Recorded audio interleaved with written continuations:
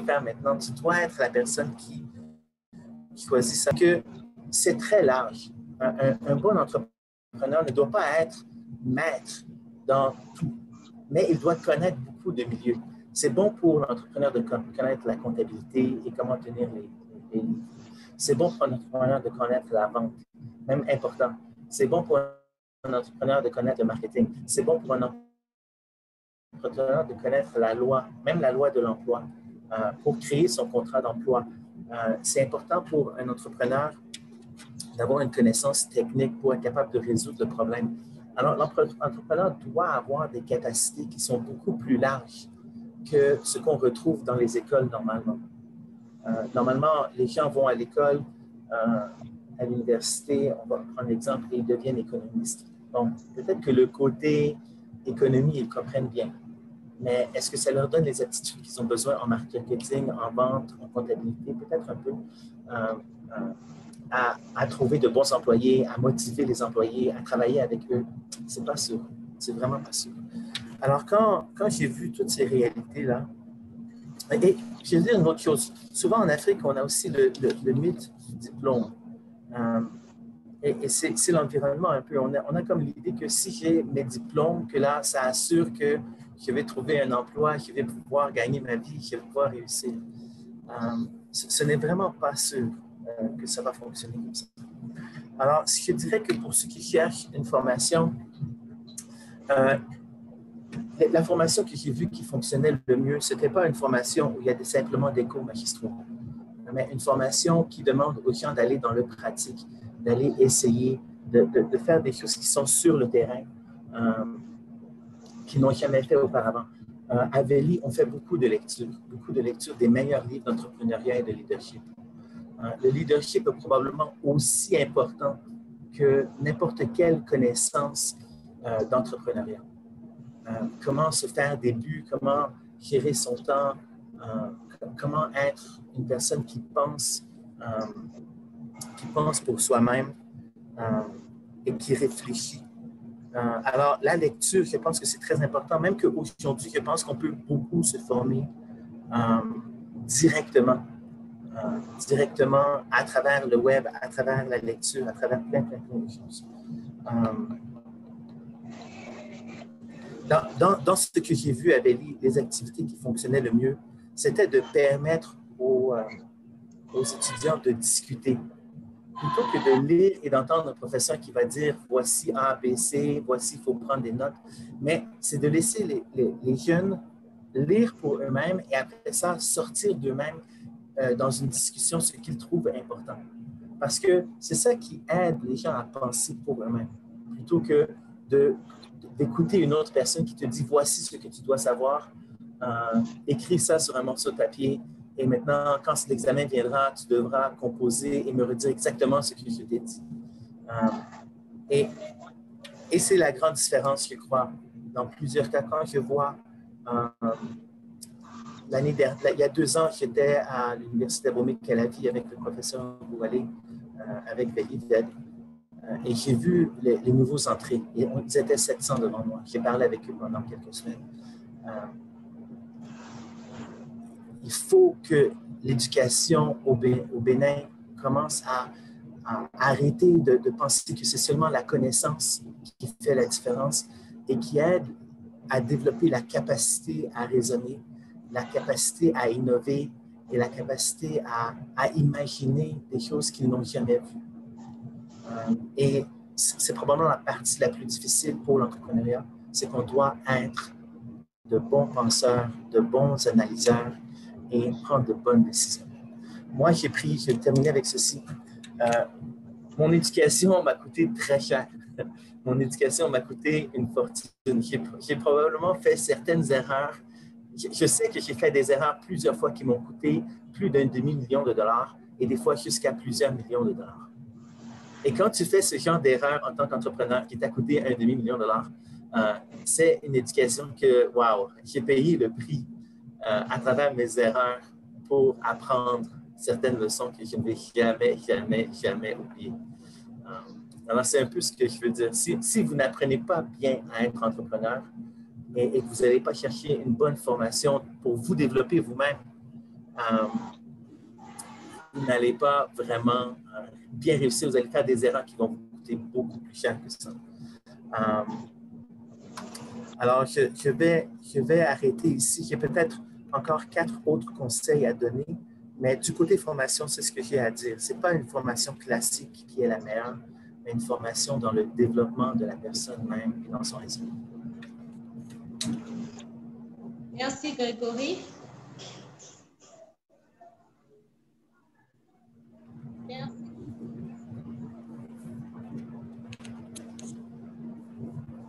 Okay.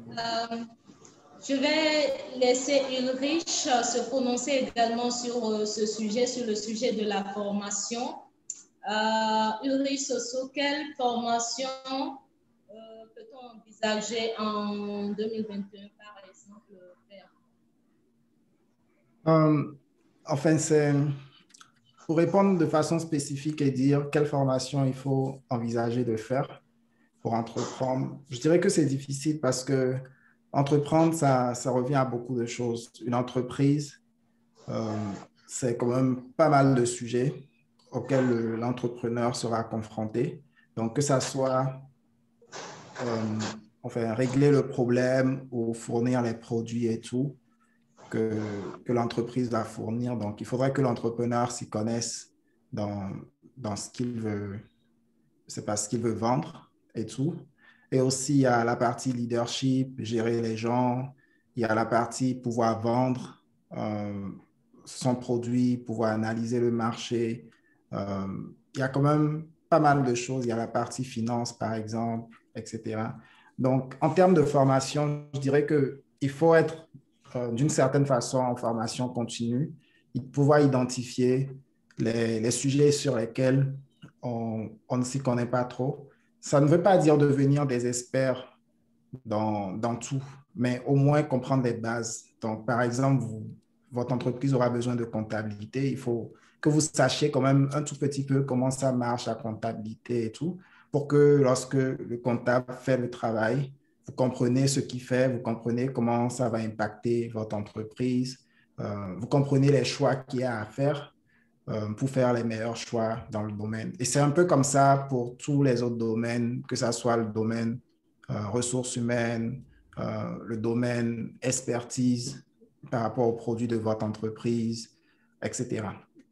Maintenant, je dirais pour un entrepreneur qui débute, quand vous débutez, vous n'êtes pas encore peut-être à l'étape où il faut avoir 10 employés, où il faut se préoccuper de questions financières parce que vous n'avez pas encore je sais pas, des dizaines de milliers ou de millions de revenus et tout. Donc, votre première préoccupation, c'est comment est-ce que je fais pour avoir un client, comment est-ce que je fais pour avoir 10 clients, ou plus, je ne sais pas, 50 clients, mais ce n'est pas comment est-ce que je fais pour avoir 1000 clients ou 10 000 clients, etc. Donc, la première chose, c'est de vous demander, OK, de quoi j'ai besoin pour avoir ça?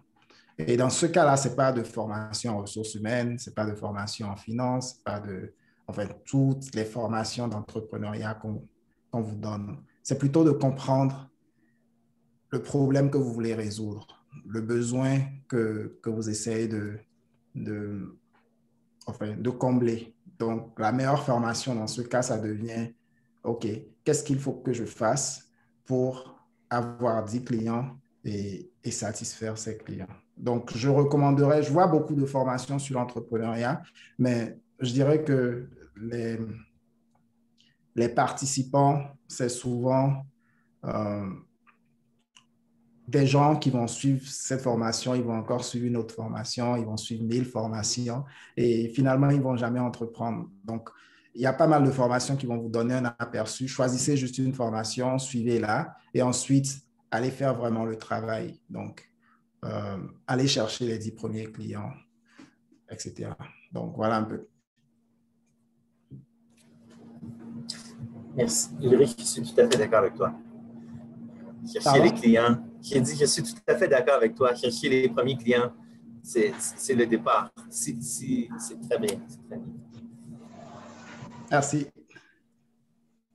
OK, merci Ulrich pour ta présentation. En résumé, il faut d'abord chercher une formation à la base et après se cultiver. C'est-à-dire faire des recherches, par exemple, lire, payer des formations en continu. C'est bien ça ce que vous avez dit. Oui, il y a vraiment plein de choses à apprendre et être entrepreneur, c'est être en train de se former pratiquement tous les jours, quoi. Ok, merci beaucoup, Ulrich. Nous allons passer au partage d'opportunités.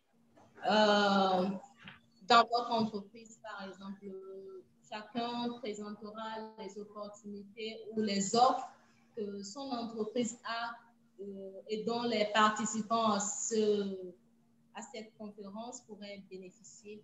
Mais avant cela, je voudrais que M. Christian, s'il est toujours là, qu'il nous parle un peu de la formation également. Dans quelle formation on pourrait s'investir en 2021, par exemple,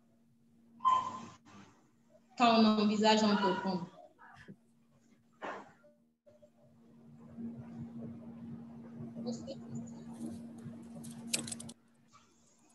OK. Là, on va continuer. On va continuer avec le partage d'opportunités. Grégory, je vous laisse la parole. Merci beaucoup, Janine. Merci beaucoup, Ulrich, pour tes bons commentaires aussi. Avant de parler d'opportunités, j'aimerais quand même donner 4 conseils, si tu me permets quand même, aux gens qui veulent essayer d'entreprendre.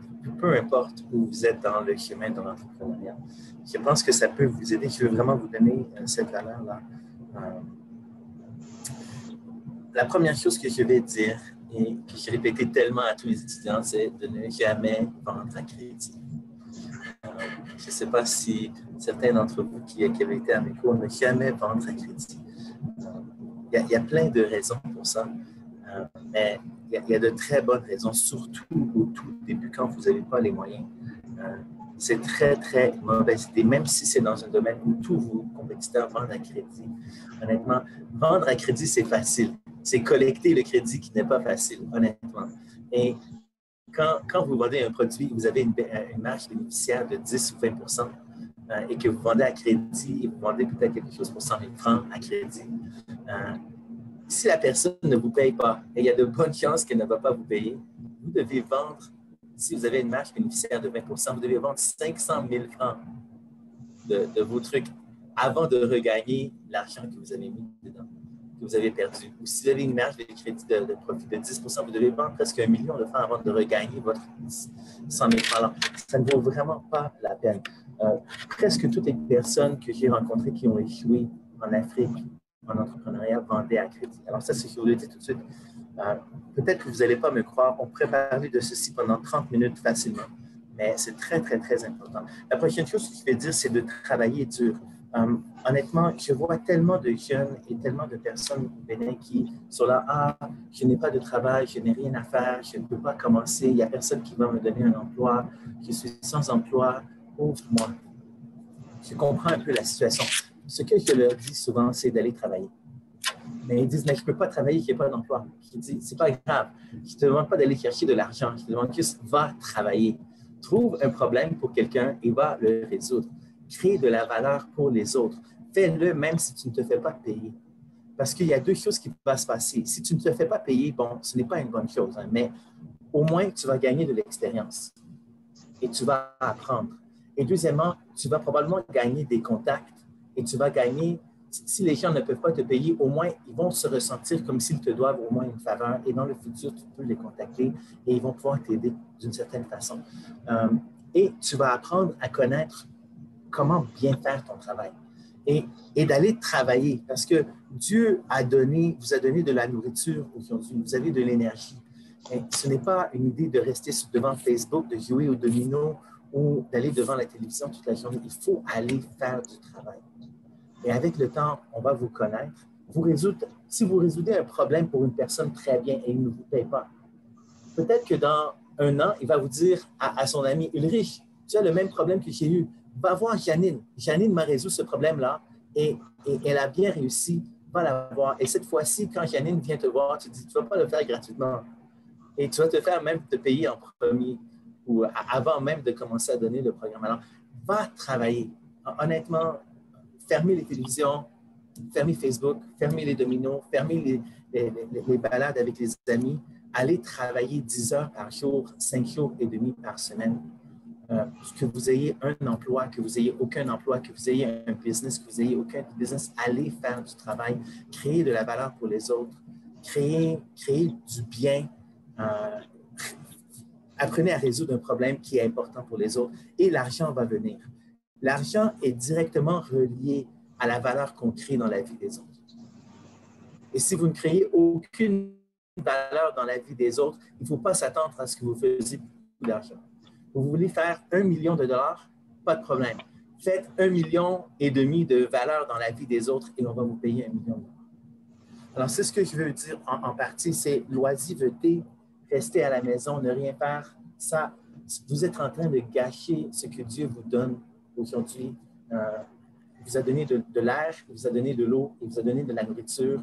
Vous êtes en vie, vous avez l'opportunité de faire une différence dans le monde. Ne pas vendre à crédit, travailler dur. Il faut savoir vendre. Il faut savoir présenter, et je crois que Ulrich parlait de ça un peu. Il parlait d'aller chercher les 10 premiers clients. La première chose qu'il faut apprendre à faire, c'est de connaître un peu à propos de la nature humaine des gens et d'apprendre à savoir comment présenter ce qu'on fait pour que les gens soient d'accord à utiliser nos services. Ce n'est pas facile. Et une grande partie de savoir vendre, c'est de savoir bâtir la confiance. Au Bénin, au Togo, il y a une pénurie de confiance. C'est catastrophique. Et les gens qui sont dignes de confiance, les gens qui ne mentent pas, qui ne volent pas, qui livrent leurs produits à temps, qui bâtissent la confiance avec les autres, arrivent à vendre beaucoup mieux. Je vais arrêter là pour ça. Du côté de Véli, dernièrement, a fait un partenariat avec l'Université d'Abomey-Calavi, avec le professeur Oboualé, avec le programme Véli Z. Alors, c'est la formation que nous offrons présentement pour l'entrepreneuriat. Ce n'est pas exactement comme c'était à Véli dans le passé, mais c'est quand même une bonne formation. Alors, pour ceux qui sont intéressés, c'est vraiment à l'Université d'Abomey-Calavi, se rapprocher.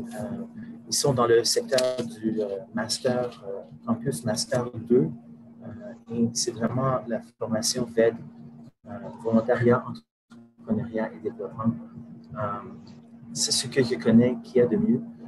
Dans les années futures, nous allons refaire un autre programme à Véli que nous allons faire qui sera l'entrepreneuriat digital. C'est un programme que j'essaie de préparer, mais ce n'est pas encore en faire présent. Alors, je voulais donner quand même ces petites choses. Janine était une de mes étudiantes à Véli.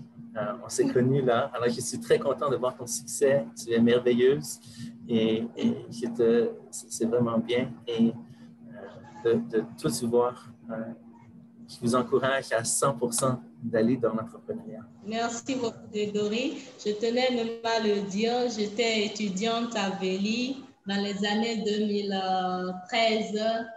J'avais commencé Véli en 2013 et donc une des choses importantes que j'ai gardées pour les affaires, par exemple, et que Grégory a donné un conseil maintenant, c'est de ne jamais vendre à crédit.